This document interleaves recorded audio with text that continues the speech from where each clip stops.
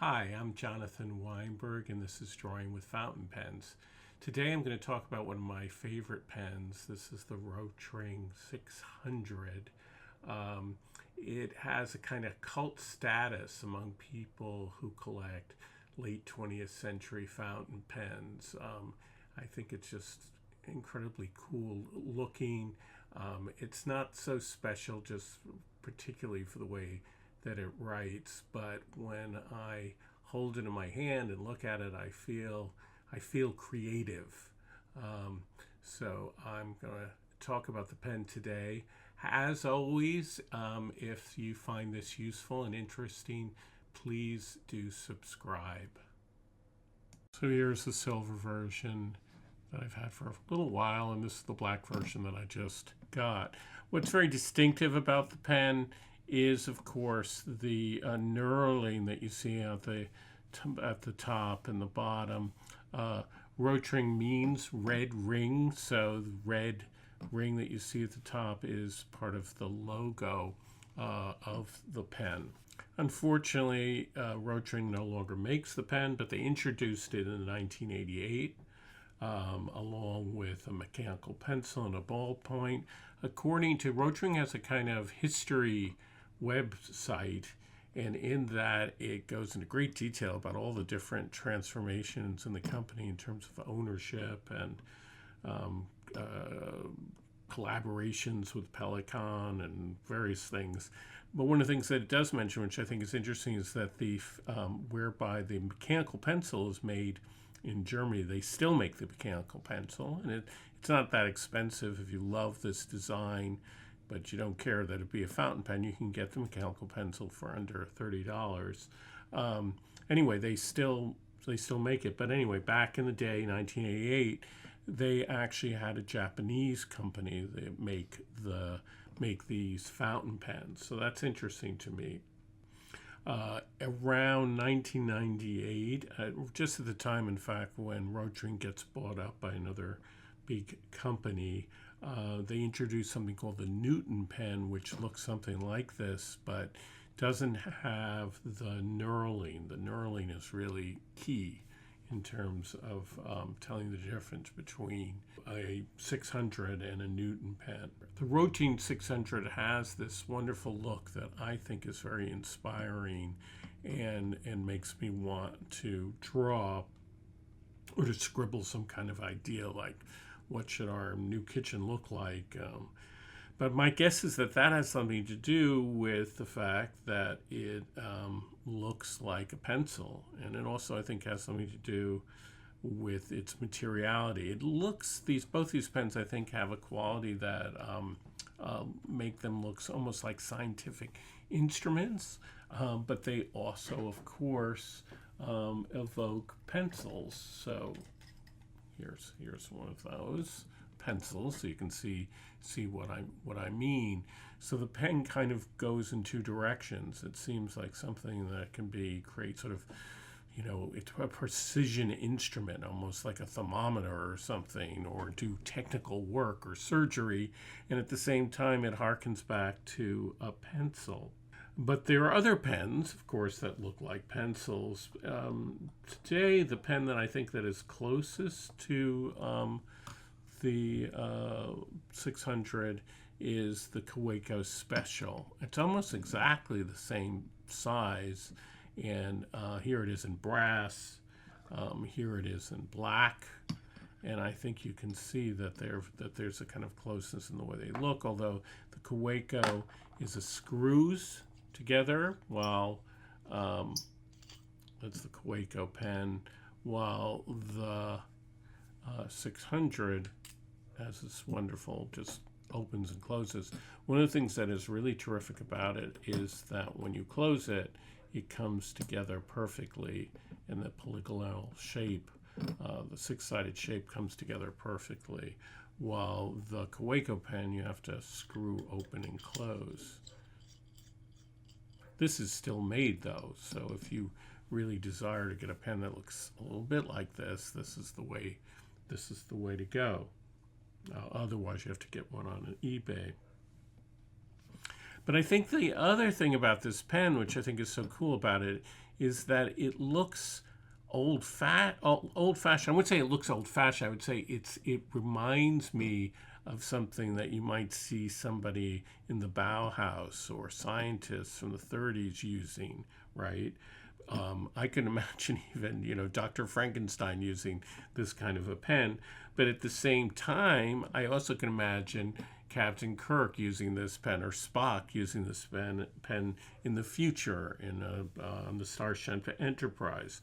So it has that kind of quality of being both modern and old at the same time, which I think is very cool.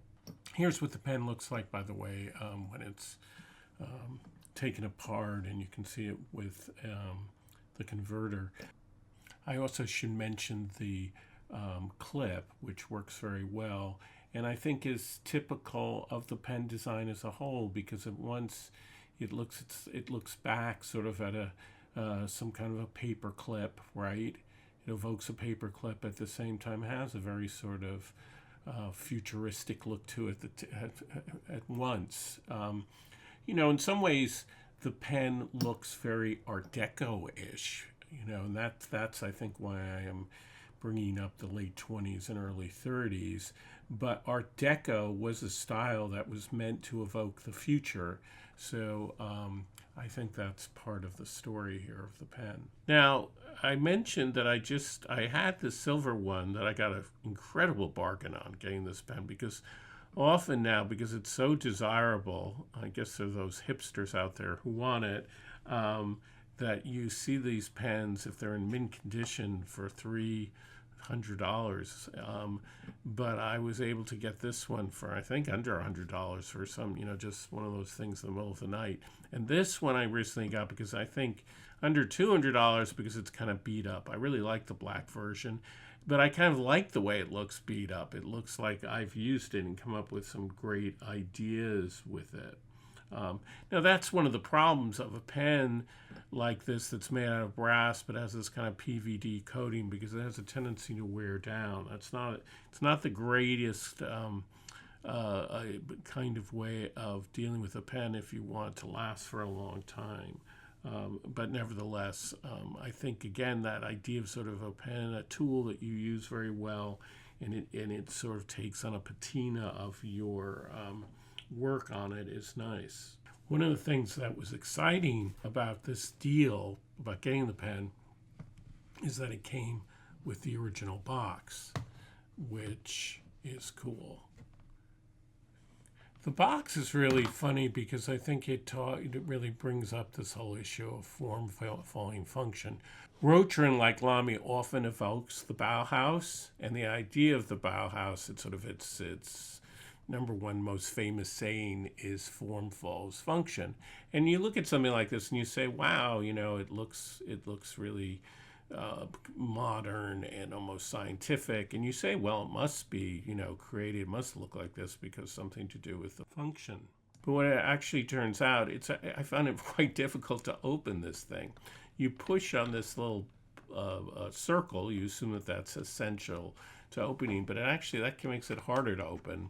And it does finally open, and it's really nice, putting the pen into this. It looks cool living in this spot, and so it's really nice looking, but I wouldn't say that it's particular. Well, and it keeps the pen safe, but a lot of the way it looks has to do with aesthetics, not so much that this is more functional than a standard box, right? So it's all about how it looks more than how it functions, and that's really at the heart of a lot of this pen. It looks like it's a pen that takes its form because of the way it functions, but again and again you find out, well, it's really all about the aesthetics. Let me say, though, that it is beautifully put together. I mentioned already that the way it opens and closes is so satisfying, and that it comes together perfectly. That takes some real clever engineering. It's made out of lathed brass material, I believe, and it also has this beautiful knurling, which is nice for holding the pen in your hand. It posts very, very securely at the back, right? So that's nice, although that makes it quite heavy as a pen. So it's really nicely put together. I like the contrast of the red. It has this funny little, I suppose it's functional, little turning knob so that when you put in a nib, and you can change this sort of lamy-like nib if you want to. It's not an easy thing to do, but you can do it. You can change this turn this to whatever that kind of nib is, and you can get in all kinds of different grades, like, OM and broad, and, so that's a nice, I guess that functions nicely, but is it really necessary that you need to remind yourself what kind of nib is in there? I suppose it's useful, but it's kind of cool, and it gives you something to fiddle with. The knurling, which I guess is helpful for holding the pen, has a problem because where that would work perfect for a pencil, the problem is that if you use a converter in the pen, it takes cartridges, but it also takes converters, and you dip the pen in the ink, it's not easy to get all the excess ink out of this. This becomes kind of like a magnet for ink. And then you also notice that around the section, it has like this sort of little bumpy area too, which again tends to be a magnet for ink. So it's almost as if the pen were designed really for cartridges and isn't meant to have a converter, and yet you can get a converter for it. So that is an example of the aesthetic, I think, taking over the function. Now, the whole way in which the pen is meant to look like a pencil, I would argue also perhaps is problematic. I've said this before, that a pencil is very comfortable in the hand, of course, but pencils are pretty light. A pencil can be as light as 5 grams, but even on the heavy side is maybe 10 grams. The Apple Pencil, right? So if we have a regular pencil, an Apple Pencil, one of those here. This is the original Apple Pencil, is around 18 grams, and it's not, I don't think it's too heavy, but now you're beginning to get to the point where it's beginning to be a bit heavy. The Rotring 1600 is, when it's capped, when it has its cap on, is over 40 grams, so that's quite heavy. And without the cap, it's around 28 grams. So it's about 28 grams in the hand, which is okay, but it begins to get heavy. It begins to perhaps feel, it will tire your hand. I should point out, though, that the mechanical pencil, which is really the basis of this whole design, is much smaller and lighter than the fountain pen. You can see that they're like, big brother to little brother here. So although this is only around $30, it's a much smaller, less substantial writing instrument than the fountain pen, which is no longer available.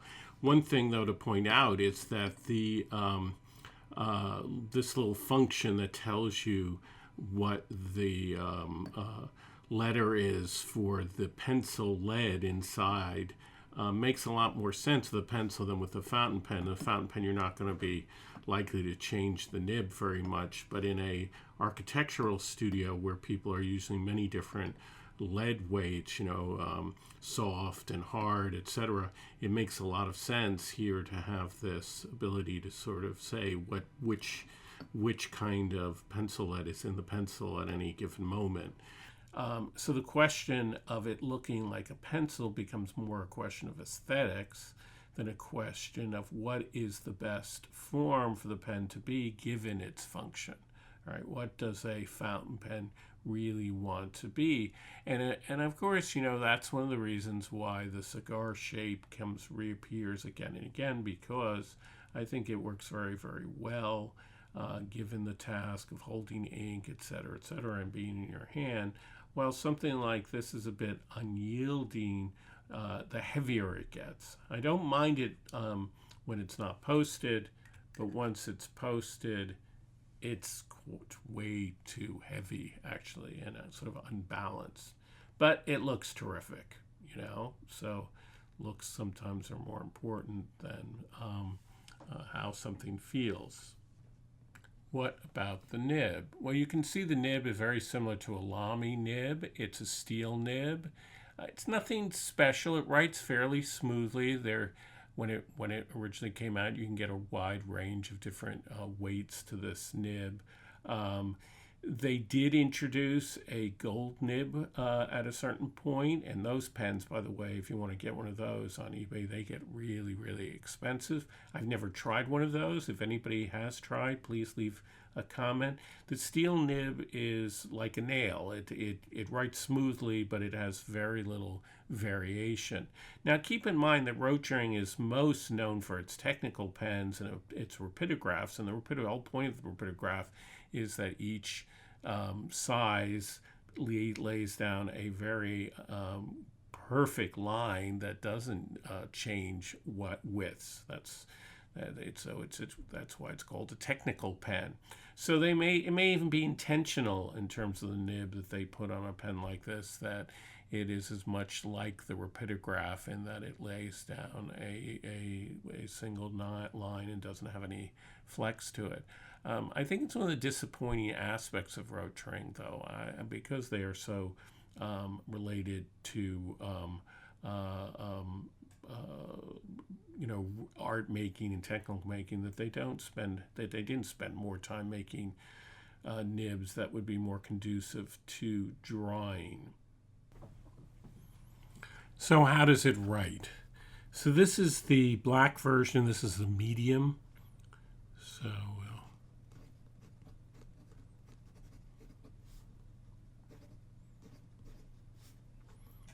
this is medium. This is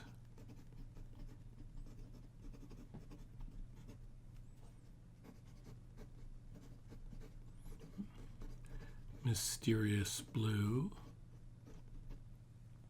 which is a very dark blue. This is rhodia paper. And you can see that there's no variation. It's quite a wide medium. It will write to reverse writing. Nice flow. Very wet.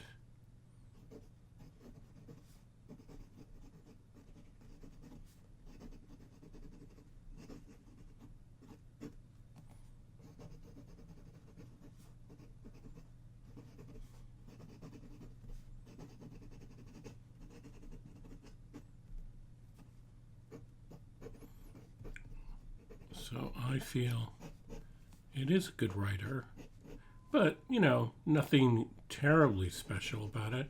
It's not actually unlike the way a Lamy pen writes.